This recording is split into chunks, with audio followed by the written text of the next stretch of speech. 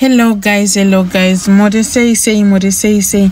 Welcome back into another episode Yama Secrets Nema Confessions na Auntie Mamo. Zvisinei vadiwa vateereri regai ndipinde straight munyaya dzedu dzandauya nadzo in this episode. Hi Auntie Mamo, please post for me chitupa changu ndokumbura kuti muvigi. Ndiri mudzimai ane makore 29 ekuberekwa. Ndapinda tsekwende. Ndiri kutoda help with immediate effect. Ndiri kutoda help izvezvi, otherwise nditori pama1 mahombe chaiwo. Nhau yangu yakamira yakadai. Inini nemurume wangu tinogara munyika yevatorwa. Tinoshandisa 2 rooms dzedu, kitchen uyezve nebedroom chete.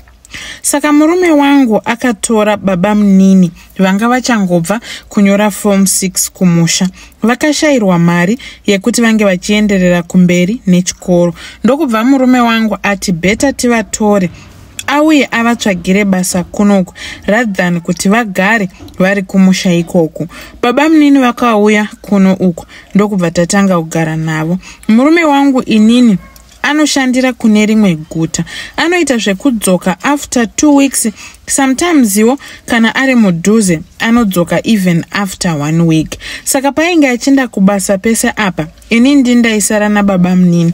Baba munini vainge vachirara mukitchen, inini hangu ndichirara mubedroom mangu. Panga pasina dambudziko. Chakazoitika ndechekuti inini nababa munini tanga tagara tiri so close zvekutodaro, because inini nababa munini takadzidza pasame school but tainge takangosiyana mavillages chete. Uyezve inini ndainge ndiri kumberi kwavo, though ndisina kuzopedza zvangu chikoro mushure mekunge ndatizira mukoma wavo. Saka taiti nguva yedu zhinji kana ndina baba munini mukoma wavo asipo, hapana dzimwe nyaya dzinenge dzichimbotaurika kusara kwekungotaura nyaya dzekuhigh school kuchikoro chete. Takazowirirana nababa munini zvekuzosvika pakutotamba chiramu chaicho. Zvinhu izvi zvakangotangira pakuti inini nababa munini taikwedzisa manheru kusvikira na 10 o'clock. Taitanga tichitoona mamovie. Mukuzonoona mamovie muya Netflix munongoiziva kuti haikwanisi kuplaya pasina kumboibuda nyaya dzebonde. Saka paizongoplaya masini ebonde ndipo pataibva tangotarisa kusaidi tese. Zvakazongoitika one day kuti ndakazongokotsira ndakagara pachicouch chainge chiri mumba medu. Pandakazopepuka ndakawana baba munini vachakasvinura. Takakontinya tichiona TV. Tete chero kuti nditsanangure ipapo kuti chii chakaitika kuti inini navo tinge tichizovaka bonde handitozivi. Dei rekutanga takatanga kuvaka bonde zvisina kana dziviriro, but dei rechitu takazodiscussa about zvainge zvaitika madeko. Then baba munini ndipo pavakabva vandudza kuti Gulezi, we need to play very careful, because if we play like uncivilized people, mangwana zvinozonetsa. Kureva kuti inini nemi tinofanirwa kuti tinge tichizoshandisa mapepa. Inini ndakabva ndangoti okay, it's fine, no problem. But takazongoramba tichienderera kumberi tichirovana nyoro yeke, because ndainge ndichitemba kuti ndinonwa mapirizi. Murume wangu akazoti auya kumba nerimwe vhiki akangotanga kundikwesena zvakasiyana-siyana. Akunditi wai nyama dzako dzava loose, wasiyana nezvandajaira kuti ndikaenda kubasa ndikaita 2 weeks ndisipo, pandinodzoka ndinotodzoka ndichitonyatsokunzwa kuti ndanga ndisipo zveshuwa. Apa to tell the truth, sikarudzi yababa munini ihombe Auntie Mamoyo, ende uyezve inoita kusvika mberi chaiko. Handisi kuti murume wangu ane dora, no, but compared to baba munini vanoita kuparadza chunhu sechunhu. Zvisinei inini ndakangotanga kudzamba ndikati hadzisi pfungwa dzako here, nekuda kwekuti pava neumwe munhu wandinosara naye.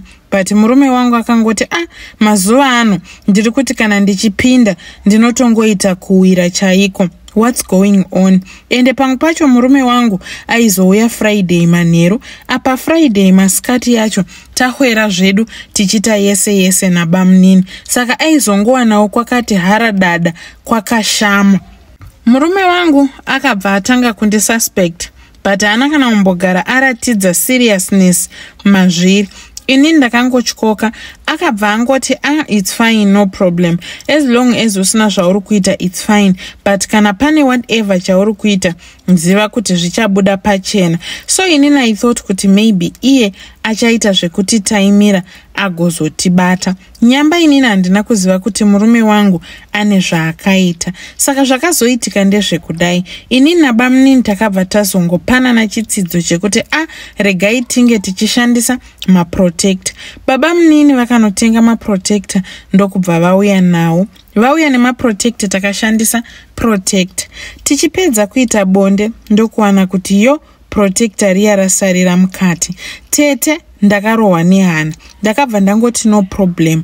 Ndakapinza ruoko kuedza kuti ndikakate protector can't get. Ndakatoedza kugomera kuedza kupusha protector can't get. Ndakatozosvika pakuti babamunini itongopinza iruoko rwenyu ruende kumberi chero pagwagumira muzame kuburitsa chunhu ichi. Babamunini vakamanya kuenda kumashops kunotsvaka maglovos ekuti vauye vapinze ruoko because fair rwairwadza.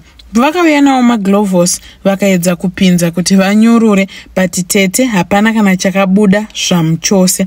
Ipapo ndo pandakaona kuti ndainge ndisina kungwara.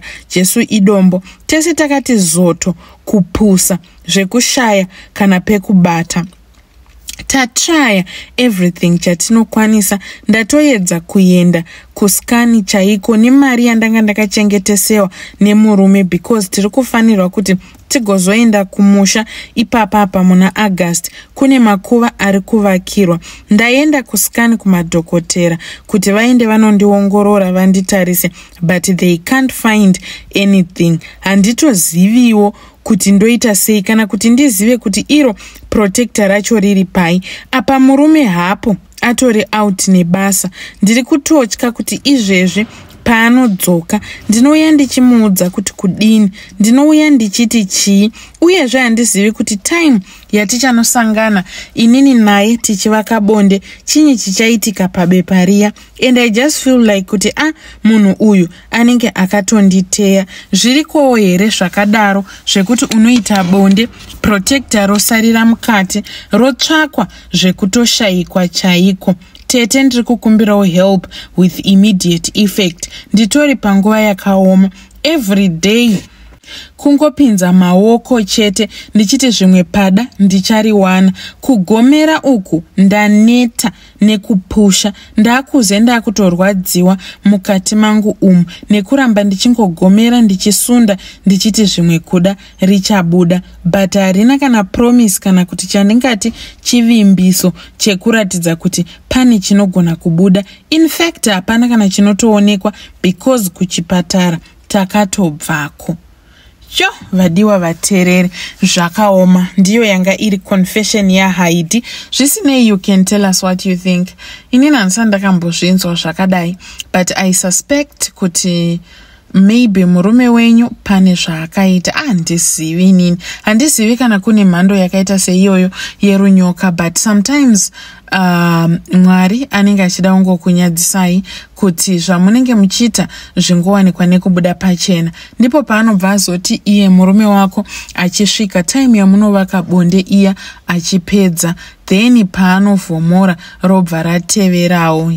Haya ma1 unoita kunzwa seunotsva. Zvisinei vadiwa vatereri, your thoughts are welcome. Miono yenyu tinoigashira. Nyorai zvamunofunga mucomment section. Kana pane vakambosangana nenyaya yakaita sei, please feel free to visit my inbox mouya muzoshare nyaya yenyu kuti chinyi changa chaitika. Wanga uri muteyo here, rwanga ruri runyoka here, makazopona sei? Zvakaoma. Anyway, let us move over to our next confession. Hi Auntie Mamo, please post for me. Chitupa changu ndokumburo kuti muvige. Tete inini ndiri murume ane makore 46 ekuberekwa. Ndauyawo neconfession yangu. Confession yangu yakamira yakadai. Tete inini ndakaenda kung'anga ndikanoromba. Ndichizonoromba ndainge ndichirombera rimwe track pakambani pedu because inini ndinoshanda sashofe ndiri driver. Saka ndingangoti after every 5 years murungu wedu anenge achitenga matracks manyowani. Saka inini ndine track rangu randainge ndakapiwa riridzva senior driver ainge achiziva basa. Saka pakazoemployiwa umwe mfese mushure mekunge inini ndaita scandal dzangu dzandainge ndaita ndikanyudza imwe load yandainge ndanyudza, but ndakazotaura kuti ndainge ndarobhewa ndikabirwa, but nhau yainge iripo yainge iri nhau yekuti ndainge ndichizivana nevanhu ava vainge vakaba. Saka ndakambogara nguva refu ndakamiswa basa vachiita mainvestigations avo. Apa inini time yandainge ndisingaendi kubasa ndainge nditoriwo busy ndichifamba zvekuti nyaya yangu haina kuzomboenda kure, yakazongofofita. Ndokubva ndadeedzwa pabasa, ndokubva ndadzoka kung'anga iya yandainge ndichienda ndichiedza kudzosa basa rangu kumashure. Ndakanopiwa mishonga yakasiyana siyana yekuti pandainge ndichienda kuhearing nepese pandainge ndichienda kubasa kana ndichinge ndadeedzwa ndaiishandisa. Ende uyezve ndaiti kana ndasvika ikoko vanhu vaivhunika kupera simba chaiko zvekuti vazhinji vacho vaizongogumisira vakundidefenda, though ndiri wrong. Ndakazodzoka pabasa ndokubva ndatanga kushanda, but zvinhu hazvina kufamba sematarisiriro andanga ndakaita kuti ngazvifambe. Paishandika pabasa but panga paakunetsa because mitauro yanga yanyanya. Varungu vanga vasingachandifariri sezvavainge vachiita pakutanga. Well, ndakaenderera kumberi ndichishanda, but ndaigara ndichienda kung'anga yangu ndichinokomplaina ndichivaudza dambudziko rainge richinetsa. Ng'anga iya yakabva yanditi okay, no problem, ndichaita sort out everything for you, but you need to give out something. Tete ndanga ndine mwana wangu angari grade 7 anova musikana. Ng'anga iya yakabva yandipa mhiko yekuti ndaifanirwa kuti ndiende ndinovaka bonde nemwanasikana wangu uyu. Kana ndavaka bonde naye then ndochizouya neropa rake randinenge ndamubvisa umhandara wake, then ng'anga iyi yokwanisa kundigadzirira zvinhu zvangu. Ndakaita saizvozvo Tete, ndakangotora mapiritsi ekurarisa ndokubva ndanwisa mwana wangu asingazvizivi. Ndakangomuisira mujusi ndobva ndamupa ndobva anwa. Akadhakwa ndokubva arara. Apa ndainge ndatobva kumba ndichitoti nhasi ndiri kuda kutomboenda naye ndimborova marounds as usual. I love my daughter. Saka akabva arara. Mugonyeti imomo ndakabva ndatora advantage ndokumuisa kumbhedha ndokubva ndarara naye. But time yandakanoita bonde naye ndakawana kuti mwana wangu ropa randainge ndakatarisira harina kubuda. Apa mwana wangu ainge agara akatoshama nechekudhara, umhandara chaiwo panga pasisina zvamu chose. Ndakatoedza kunanganidza nekuongororesa kuti pamwe kuda inini ndine ndaita sikarudzi idiki, but ndakatowana kuti mwana anga atori open, umhandara anga asina. Ndakarwadziwa kusvika pakadzika pemwoyo wangu. Ndakadzokera kung'anga iya ndokunoitsanangurira situation nechimiro chandainge ndasangana nacho, kuti mwana hongu ndakarara naye, asi dambudziko nderekuti mwana pandakasangana naye ndakaona kuti mwana iye pache zvake anga asisitori mhandara. Apa nyaya iyi inyaya isingatombotangiki kana kumudzimai wangu kuti ndimuudze or even kubvunza mwana wacho, because the question was going to be, iwewe wakazviona sei kuti mwana hasisiri mhandara? Ng'anga yangu yakabva yanditi you need to make a plan again because mhiko dzako hadzina kufamba zvakanaka, ende ukaramba uchinonoka you are going to lose your job, and once you lose your job you are going to suffer. Auntie Mamo ndakatoona kutoti painge pava nesituation painge pasingachatoiti zvamu chose, but inini handina kuziva kuti zvandakuita izvi zvakunditungamirira kuti ndiende pachikamu chekunonzi kunoromba. Zvisinei n'anga iya yakabva yanditi, kana kuri kuti iwewe wakundikana kurara nemwanasikana wako, it means iwewe unofanirwa kutsvaga munhu anorara newe nekumashure. Kana arara newe nekumashure, ropa richabuda kumashure kwako pauchabviswa umhandara hwako